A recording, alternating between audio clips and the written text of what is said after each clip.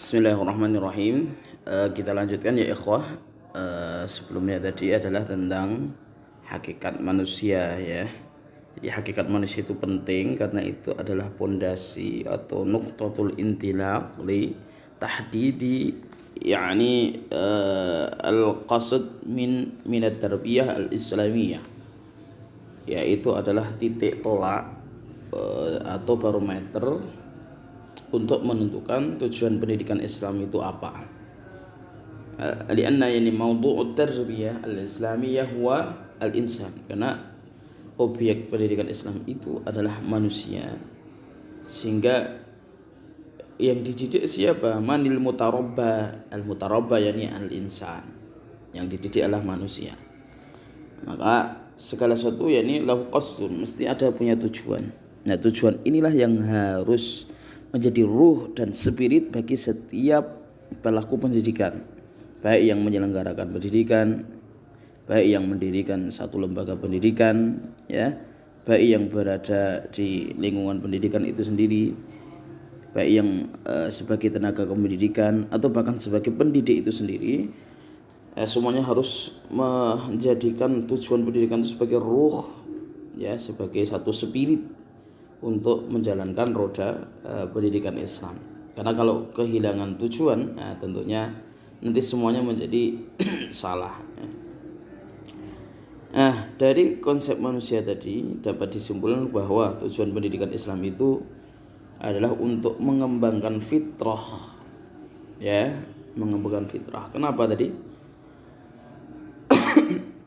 Karena manusia terlahir di atas fitrah. Nah, itu harus dikembangkan. Mengembangkan fitrah peserta didik yang meliputi, nah fitrah itu meliputi apa saja, satu aspek spiritual. Jadi hablum minallahnya ini harus dikembangkan, ya, karena saat terlahir dia mengenal Allah mungkin dalam batas-batas tertentu, maka pendidikanlah yang kemudian berperan untuk semakin membuat dia semakin mengenal Allah secara lebih jauh, lebih luas. Apalagi selain aspek intelektual, aspek intelektual, akal, ya, jadi akal. Karena manusia tadi konsepnya adalah makhluk rasional. Karena maksud rasionalnya dengan pendidikan inilah kemudian diharapkan mampu mengembangkan intelektualnya dan emosionalnya. Karena manusia adalah makhluk sosial yang mesti berhubungan dengan manusia yang lain, maka kemampuan emosionalnya, potensi emosionalnya harus dikembangkan. Nah, semua ini tujuannya apa? Kalau sudah berkembang spiritual, intelektual dan emosional adalah agar menjadi hamba Allah yang hakiki. Ada dalam istilah lain al-insanul kamil, ya. Al-insanul kamil. Menurut satu tokoh pendidikan, tujuan pendidikan itu adalah mengantarkan manusia menjadi al-insanul kamil. Nah, kalau di sini karena konsep manusia adalah tadi, maka semua ini adalah untuk menjadi hamba Allah yang hakiki. Ini berarti masuk ke dasar pendidikan tadi, ya, bahwa dasarnya adalah tauhid. Maka tujuan pendidikan itu adalah endingnya itu menjadi hamba Allah yang hakiki. Nah, selanjutnya begini ya ikhwah. Kalau dalam ilmu filsafat, ya, tentu masing-masing filosof muslim kontemporer maupun filosof muslim klasik itu berbeda-beda pandangannya terhadap konsep manusia. Sekalipun kalau kita analisa, ya, mungkin siapa sih misalkan, ya, biasanya yang banyak dikutip itu, ya, pendapatnya itu, ya, saya sebutkan saja. Misalkan ada tokoh kalau yang klasik, ya, ada Ibnu Khaldun, ada Ibnu Sina, ada Imam Ghazali, ya, itu adalah biasanya oleh para akademisi dijadikan sebagai tokoh pendidikan. Oleh para filosof, oleh para tokoh, para akademisi biasanya dimasukkan sebagai filosof muslim klasik. Nah, siapa tokoh filosof muslim modern? Misalkan ada Profesor Dr. Nakwib Al-Atas ya dari Malaysia. Kemudian ada Mullah Sadra kalau nggak salah dari Iran, ya mungkin agak sedikit ke Syiah-Syiaan ya. Kemudian ada Muhammad Iqbal tapi udah meninggal ya, dari mana ini kalau nggak salah dari India. Rata-rata kiblatnya itu ke situ. Kalau filosofi itu ya karena banyak berkembang di Yunani ya, jadi ya daerah situ-situ yang banyak diambil kan. Tapi maksud saya begini, nanti ya akan kita sampaikan setelah slide ini bahwa para tentang hakikat manusia tadi ini filosof Muslim itu berbeda-beda ketika ini memberikan penilaian terhadap hakikat manusia. Manusia itu apa karakternya. Karena berbeda-beda, maka sedikit banyak nanti tujuan pendidikan pun juga berbeda. Nah, tapi kalau kita lihat ya, kalau kita analisa, sesungguhnya perbedaan itu dari sisi kalimat saja, di istilah saja. Ya, kalau kita dalam ulum syariah itu mengenal dengan la musyahata fil istilah. Jadi hadhihi al-qa'idah yani qawwadahu al-ulama la musyahata fil istilah. Jadi tidak ada masalah dalam perbedaan istilah. Karena itu tujuannya sama. Misal dalam fikih ada istilah wajib, ada istilah fardh. Ada istilah wajib, ada istilah fardh kan. Ini kedua istilah ini sesungguhnya sama. Meskipun ada sebagian yang menganggap berbeda, misalkan Imam Hanafi membedakan antara wajib dengan fardh, tapi sumhurul ala yang lain, mazhab yang lain menyamakan antara fardh dan wajib. Antara sunnah dengan mustahabbah sama tidak sama, ya, beda istilah saja. Nah, intinya begini ya, nanti tentang hakikat manusia tadi. Jadi dalam ilmu begini jangan dianggap bahwa ini satu yang pasti paten, kalau hakikat manusia mesti jawabannya gitu, tidak. Tujuan pendidikan mesti harus begini, tidak. Bahkan antum pun juga bisa interpretasi gitu loh. Jadi bisa membuat analisa sendiri gitu loh. Tujuan pendidikan Islam pada slide ini yang saya kemukakan secara pribadi setelah melihat hakikat manusia tadi gitu. Tapi apakah kalimatnya harus begini? Tidak gitu, terserah antum. Maka tugasnya nanti adalah antum menentukan tujuan pendidikan Islam. Ya, baik. Nah, tadi kita sampaikan bahwa para filosof Muslim itu berbeda-beda penilaian mereka, pandangan mereka terhadap hakikat manusia.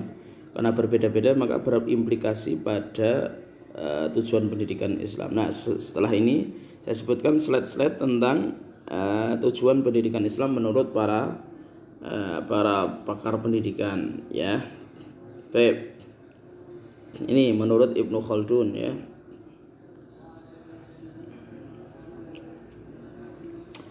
Hakikat dan tujuan pendidikan menurut Ibnu Khaldun. Hakikat pendidikan dengan demikian adalah ya, menurut Ibnu Khaldun ini aktualisasi daya habitus itu adalah malakah, kemampuan ya, potensi, sehingga diperoleh kualitas jiwa yang stabil antara moral dan intelektualnya.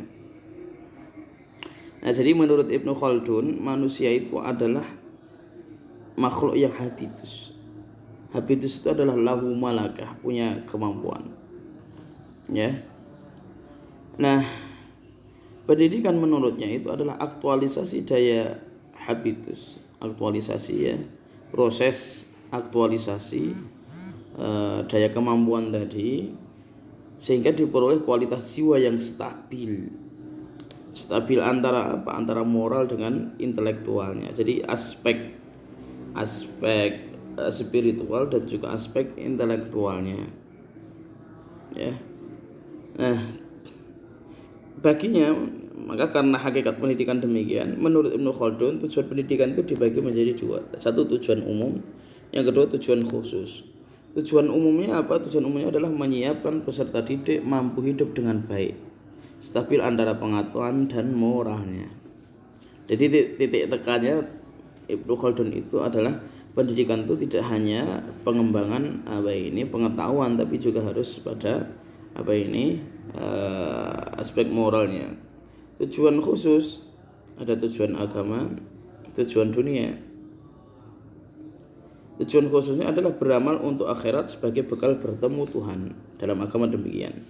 Tujuan di dunia adalah siap untuk menjalani hidup, tujuan pragmatis.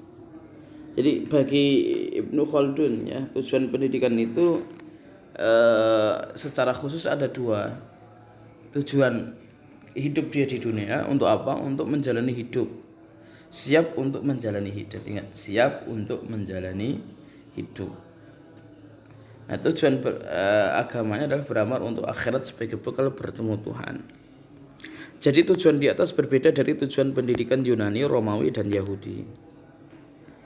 Ya, tujuan Yunani ya hanya aspek apa ini, kalau Yunani itu tujuan pendidikan itu hanya aspek pengetahuan saja ya. Romawi juga aspek pengetahuan. Yahudi ya hanya sekedar pragmatis saja ya. Pragmatis itu hanya untuk tujuan bisa hidup saja begitu ya. Sifatnya materi. Jadi Ibnu Khaldun itu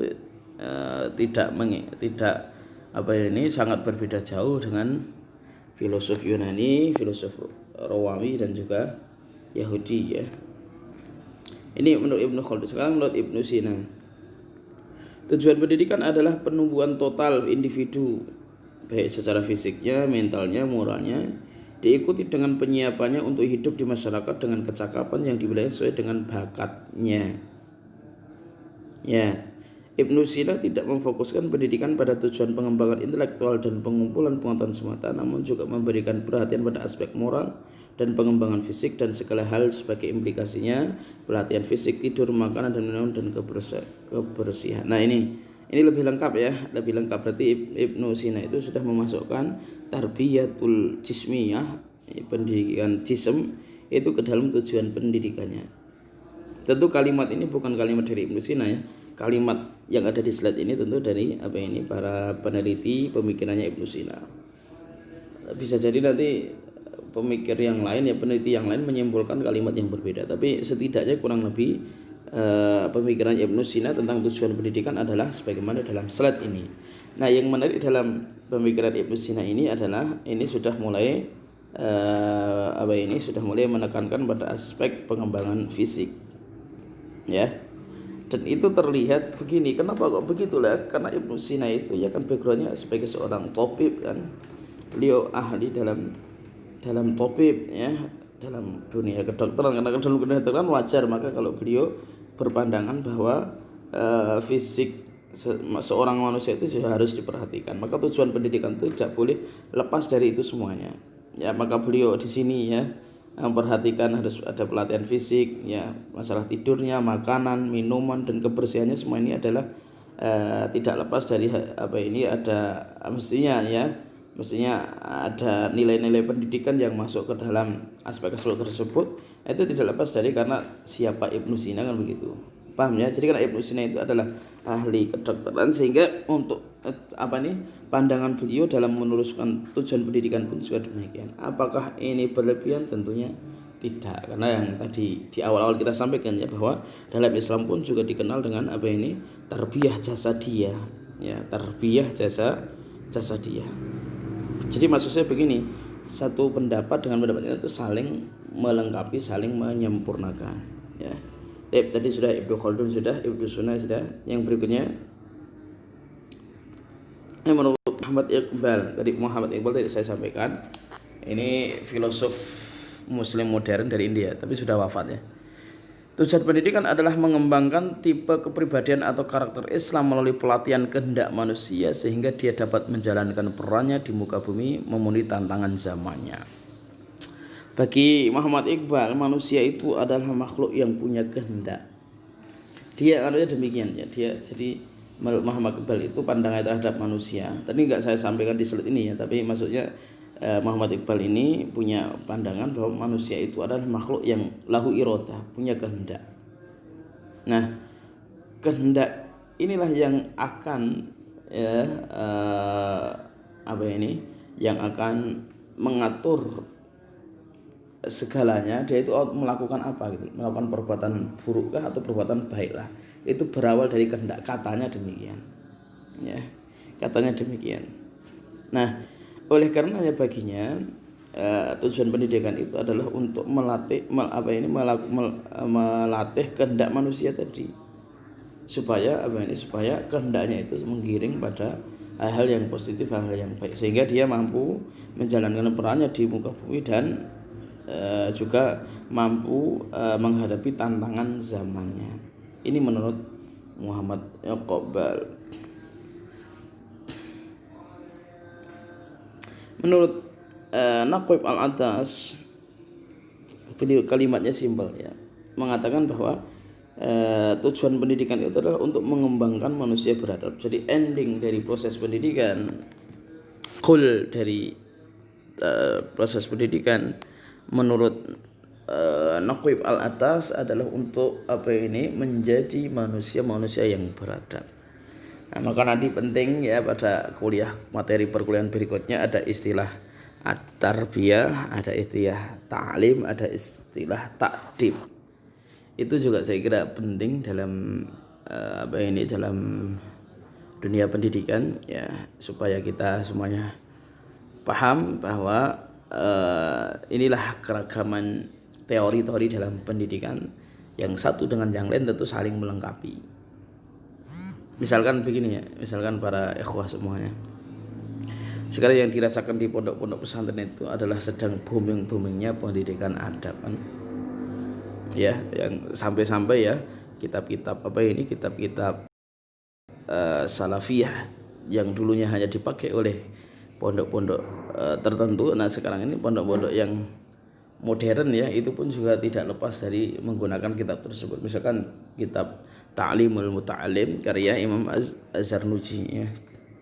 Atau bahkan ada yang pondok yang bukan Nahdliyin ya, tapi menggunakan kitabnya Hadratus Syekh Hashim Al-Asy'ari ya, tentang tentang adab ta'lim wal muta'alim ya. Itu maksudnya begini, ini bagian dari dinamika pendidikan kita gitu loh, selalu mengalami pengembangan, selalu mengalami yang namanya perubahan, dan tentu pengembangan perubahan itu saya kira menuju yang lebih baik, harapannya demikian ya kan. Nah maksud saya itu semuanya itu kan tidak lepas dari satu penelitian dan penelitian yang tadi kita sampaikan. Teori itu di dalam pendidikan itu banyak, jadi selalu mengalami perkembangan, selalu mengalami yang namanya perubahan. Nah oleh karenanya ini berarti tidak terhenti gitu loh. Jadi maksud saya jangan merasa bahwa ilmu pendidikan itu sudah baku dan sudah sudah kayak batu begitu ya, sudah kayak gitu. Memang betul ada yang thawabit, tapi ada juga yang mutaghayyirat. Nah tentang tujuan pendidikan ini pun juga selalu mengalami perubahan dan selalu mengalami perkembangan. Nah nanti disesuaikan dengan zamannya kan. Nah tapi poin penting ini di sini ya, kembali ke poin slide ini. Menurut Ibnu Khaldun, menurut Naqib Al-Atas, proses pendidikan itu adalah satu proses yang tujuannya adalah untuk mendidik manusia menjadi manusia yang beradab. Apakah beradab di sini maknanya sopan santun? Tidak. Beradab itu menurutnya itu adalah menjadi manusia yang baik. Baik dalam hal apa? Dalam segala hal. Baik di mana? Baik di mana saja. Ya.